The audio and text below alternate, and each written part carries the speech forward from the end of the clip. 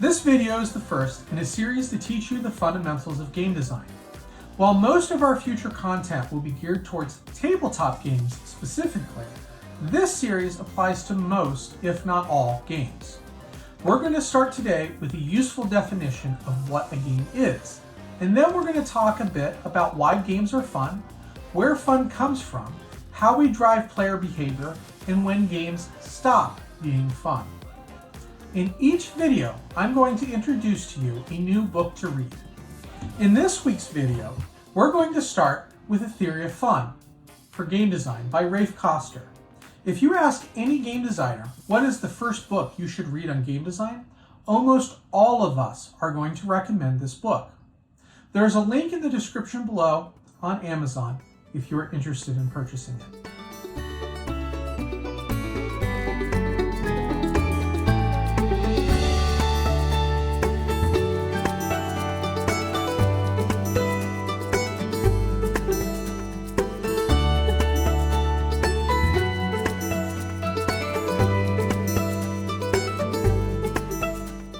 This video is sponsored by Parallel Games. Parallel Games, rebuilding wonder.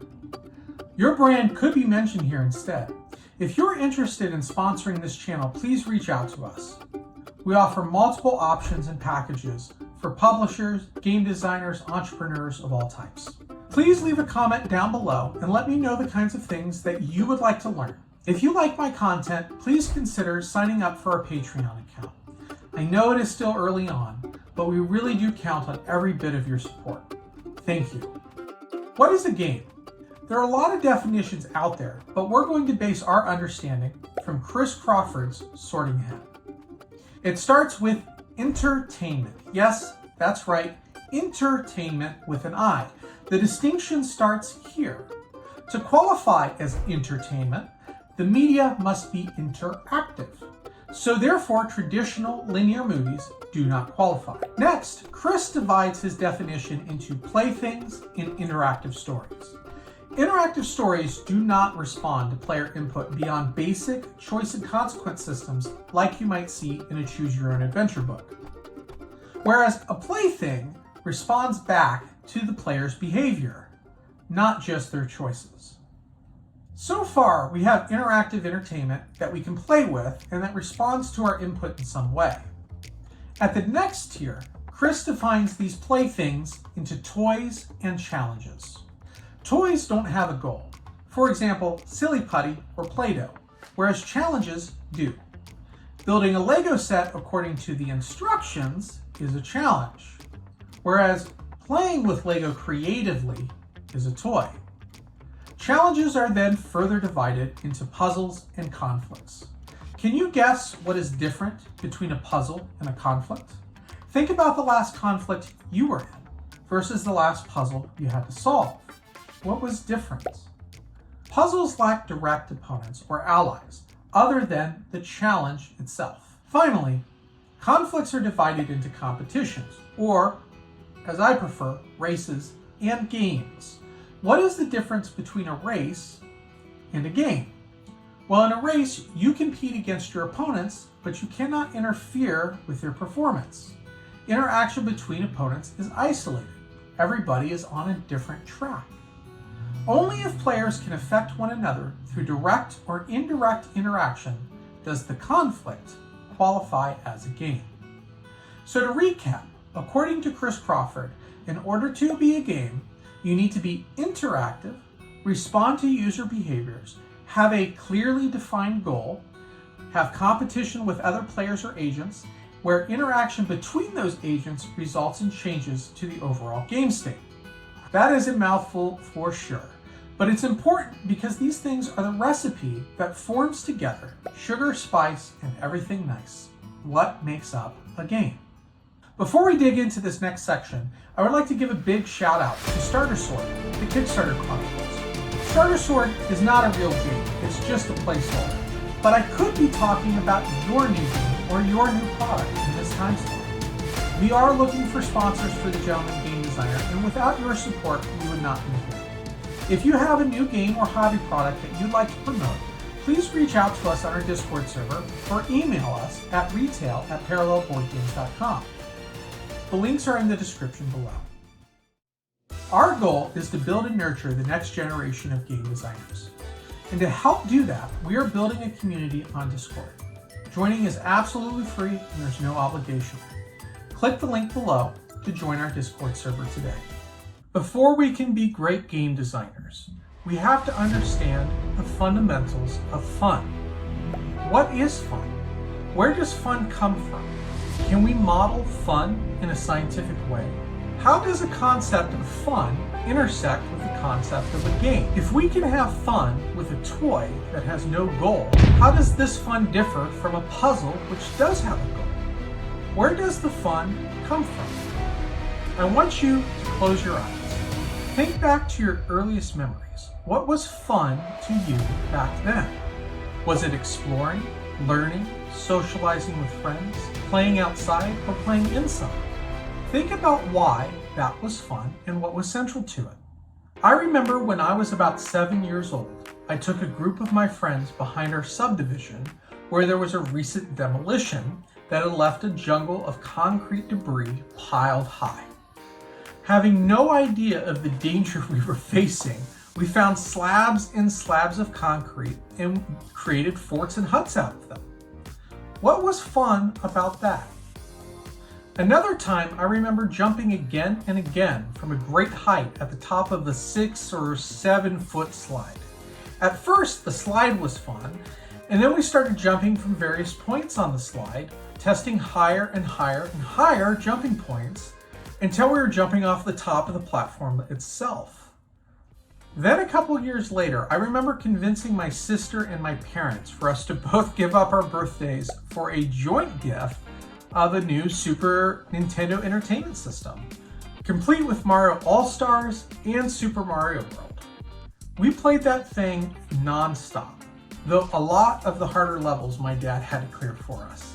Think of each of these scenarios: a concrete jungle and an imagination, converting a simple slide into a jumping competition, and of course playing Super Mario World. I am sure that you would agree that each of these scenarios must have provided some fun, but why? What is common between these? In Rafe Koster's book, A Theory of Fun for Game Design, he talks about and explores the game tic-tac-toe. When we are young and don't fully understand it, we find it fun. Then we play it with adults and they always seem to win, which at first we find puzzling. For a lot of us, this is our very first exposure to the concept of a game. As we grow older and wiser, we outgrow tic-tac-toe. Either we gain a natural disinterest in it because we tie our opponents all the time, or we master the 14 ways the game could end, either forcing the solved win or a tie depending on who gets to go first. While tic-tac-toe is often our first exposure to any game, it is also, interestingly, our first exposure to the game design problem known as a first player advantage. That is, an unfair or unbalanced advantage for going first. And this is our first exposure to the solved game, one in which every outcome in play has a known optimal strategy. What is it about tic-tac-toe that starts out for us as fun, but eventually evolves into boredom? The answer is challenge. Challenge is the thing that makes it fun. In each scenario above, we presented a challenge to the users. The concrete jungle presents a challenge to imagination. Jumping off from various points on the slide is a challenge to do so safely and to push the limits of our bodies. Super Mario World presents tons of challenges in each level in the form of obstacles. And yes, even tic-tac-toe starts as a challenge. But as we get older, it evolves into a puzzle. And then eventually, once we solve the puzzle, we stop playing it. This is one of the most important concepts in game design, in interactive design more broadly.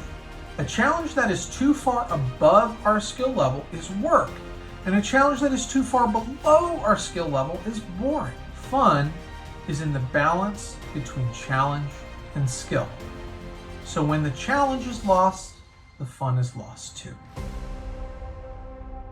When we are designing games or entertainments for a younger audience, the challenge needs to meet their level of skill. If you have children, you probably remember a phase where they liked playing a lot with water. In fact, in the museum space, it is very common to provide a water table attraction for young children, because playing with water is mostly safe, save bacteria and sanitation, and presents interesting and fun challenges for children between the ages of 1 and about 4 years old. Similarly, when we design games for adults, we need to understand how they derive challenge and thus fun from the game. As a last example, I want you to think back to a game you used to play a lot of and that you felt was incredibly fun, but that maybe you don't play so much anymore. Have you ever returned to that game to find that it just didn't hold the same level of fun or value to you that it did? I think a lot of us have had that experience. Have you ever wondered why? Is it the fault of the game company, or the developers, or the designer, or the executives? Or did you just outgrow the challenge? I think if you dig down deep, you'll see that the fun stopped when the game stopped providing you with interesting challenges and decisions. How do the challenges need to scale in your game to meet all of the demands for all of the range of players who are going to play it? How do you make your game fun for everyone? In the next video, we're going to dive into something called player drive, which derives from and becomes a source of fun for players in our games.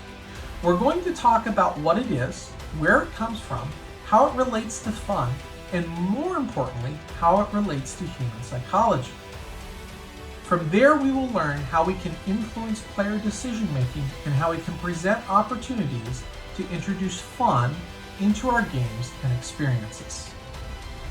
So stick around, sign up for the newsletter in the description below. Like, comment, subscribe, you know the deal. We have so many amazing things in store for you in this channel. Stick around, stay tuned. Good luck, and go make some games.